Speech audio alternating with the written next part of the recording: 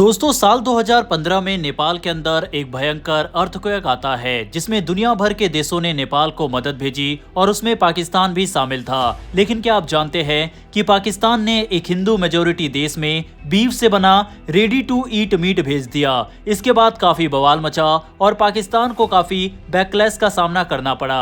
अब हमने आपको ये बात इसलिए बताई क्योंकि एक बार फिर से पाकिस्तान ने अपनी वही घटिया हरकत दोबारा कर दी और इस बार शिकार बना श्रीलंका। पाकिस्तान की हालिया कोशिश श्रीलंका की मदद करने की थी, लेकिन ये प्रयास उल्टा पड़ गया। दरअसल श्रीलंका में आई भीषण बाढ़ और चक्रवात के बाद पाकिस्तान ने राहत सामग्री भेजी, लेकिन जैसे ही पाकिस्तान हाई कमीशन ने इस राहत भेजने की तस्वीर सोशल मीडिया पर पोस्ट की, वैसे ही कुछ ही घंटे बाद बड़ा विवाद खड़ा हो गया। तस्वीरों में दिख रहे पैकेट्स पर एक्सपायरी डेट 10/2024 लिखा हुआ था, यानी ये सामान अक्टूबर 2024 को ही एक्सपायर हो चुका था। ये देखने के बाद सोशल मीडिया पर लोगों ने पाकिस्तान को जमकर ट्रोल किया कि कैसे एक देश आपदा झेल रहे लोगों को एक्सपायर्ड सामान भेज सकता है। कई लोगों ने इसे बेहद असंवेदनशील बताया और कहा कि पाकिस्तान ने बिना जांचे परखे सामान भेजकर श्रीलंका का अपमान किया है। पाकिस्तान हाई कमीशन की पोस्ट में लिखा था, हमेशा साथ खड़े रहने वाले पाकिस्तान आज और हमेशा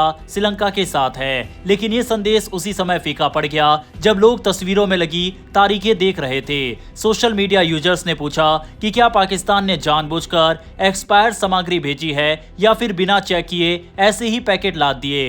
हैरानी की बात यह है कि पाकिस्तान ने इस पूरे मामले पर अब तक कोई स्पष्टीकरण नहीं दिया है। इससे आलोचना और बढ़ गई है क्योंकि लोग सवाल उठा रहे हैं कि एक देश संकट के समय किसी पड़ोसी को ऐसी सामग्री क्यों भेजेगा जो उपयोग करने लायक ही नहीं है। श्रीलंका के अधिकारियों ने कहा कि इस घटना के बाद अब सभी आने वाले राहत सामग्री की जांच प्रक्रिया को और कड़ा करने की योजना बनाई जा रही है, खासकर उन देशों से आने वाले सामान के लिए जिनका अनुचित या निम्न स्तरीय सहायता भेजने का इतिहास रहा है। अधिकारियों ने यह भी कहा है कि यह मामला इस बात पर जोर देता है कि मानवीय सहायता में सख्त निगरानी हो। आपको बता दें, इससे पहले पाकिस्तान ने यह बहाना बनाया था कि भारत ने एयर स्पेस अपनी हमें नहीं दी, इस वजह से हम श्रीलंका को मदद नहीं पहुंचा पा रहे। लेकिन भारत ने कुछ ही घंटे बाद पाकिस्तान का ये झूठ भी एक्सपोज कर दिया और कहा कि भारत ने अपना एयर स्पेस मदद पहुंचाने वाले पाकिस्तानी जहाजों के लिए बंद नहीं किया। वहीं अब जब पाकिस्तान ने मदद पहुंचाई तो वह किस तरह से पहुंचाई उसको पूरी दुनिया ने देखा। दूसरी ओर भारत ने श्रीलंका के लिए बड़ी मानवीय सहायता अभियान शुरू कर दिया है। जब श्रीलंका चक्रवात और उसके बाद आई भीषण बाढ़ से जूझ रहा था, तब भारत ने बिना देर किए विशाल राहत अभियान चलाया। भारत की नेबरहुड फर्स्ट नीति के तहत ऑपरेशन सागर बिंदु शुरू किया गया, जिसके तहत 28 नवंबर से अब तक 53 टन से ज्यादा राहत सामग्री श्रीलंका भेजी जा चुकी है। इसमें हवा और समुद्र दोनों रास्तों से भेजी गई सामग्री शामिल है। भारतीय विदेश मंत्रालय के अनुसार 2000 से अधिक फंसे हुए भारतीय नागरिकों को भी सुरक्षित निकालकर भारत लाया गया। भारतीय नौसेना के जहाज INS विक्रांत, INS उदयगिरी और INS सुकन्या लगातार राहत सामग्री लेकर श्रीलंका पहुंच रहे हैं।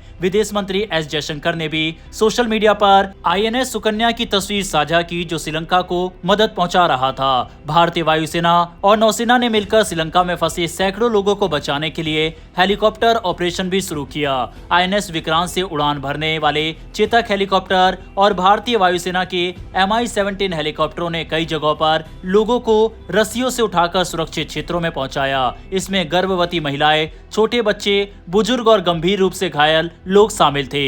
सबसे महत्वपूर्ण बात यह रही कि भारत ने केवल अपने नागरिकों को ही नहीं बल्कि Sri Lanka, Germany, Slovenia, UK, south Africa, Poland, Belarus, Iran, Australia, Pakistan और बांग्लादेश जैसे देशों के लोगों को भी बचाया। ये दिखाता है कि भारत संकट के समय केवल एक पड़ोसी या दोस्त की तरह नहीं बल्कि एक वैश्विक जिम्मेदार शक्ति के रूप में काम कर रहा है। भारत ने शुरुआत में नौसेना के 2 जहाजों से 9.5 टन आपातकालीन राशन कोलंबो भेजा। फिर भारतीय वायुसेना के विमान C-130J और IL-76 से 31.5 टन राहत सामग्री भेजी गई, जिसमें तंबू, दवाइयां, कंबल, स्वच्छता किट, सर्जिकल सप्लाई और 2 मेडिकल भीष्म क्यूब शामिल थे।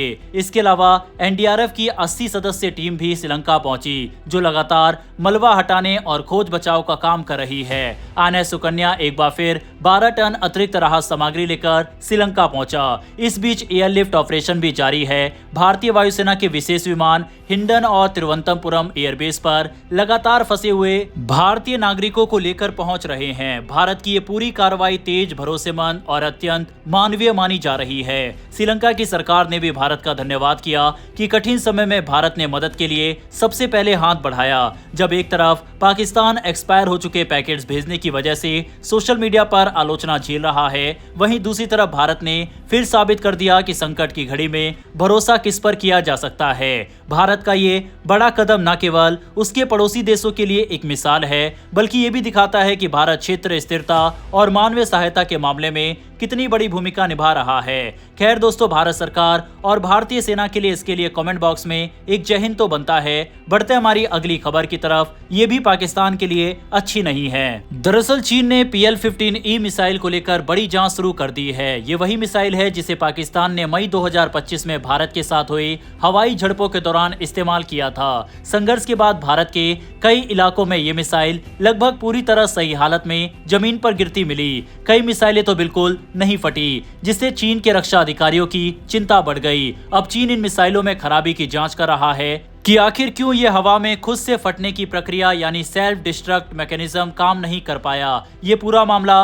भारत के ऑपरेशन सिंदूर से शुरू हुआ था, जिसे भारत ने 7 मई 2025 को पहलगाम आतंकी हमले के जवाब में चलाया था। पाकिस्तान ने इस झड़प के दौरान अपने J-10C और JF-17 ब्लॉक 3 लड़ाकू विमानों से PL-15E मिसाइल दागी। पाकिस्तान ने दावा किया कि उसने कई भारतीय लड़ाकू विमान गिराए, लेकिन भारतीय वायुसेना ने बताया कि उसकी इलेक्ट्रॉनिक वॉरफेयर प्रणाली राफेल का स्पेक्ट्रा और S-400 जैसे सिस्टम ने इन मिसाइलों को रास्ते में ही गुमराह कर दिया।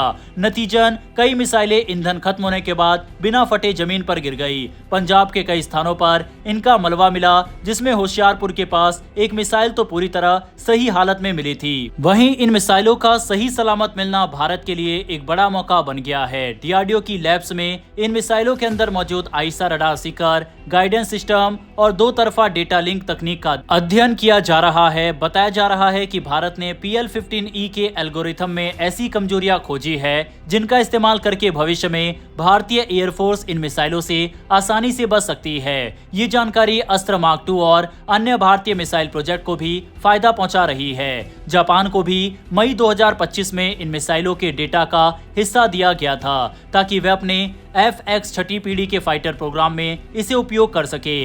अमेरिका, फ्रांस, ताइवान और 5 आइज समूह के कई देशों ने भी PL-15E के खिलाफ प्रतिरोधक तकनीक विकसित करने के लिए भारत से जानकारी साझा करने में रुचि दिखाई। अमेरिकी रिपोर्ट्स ने तो इसे ट्रेजर ट्रोव तक बता दिया।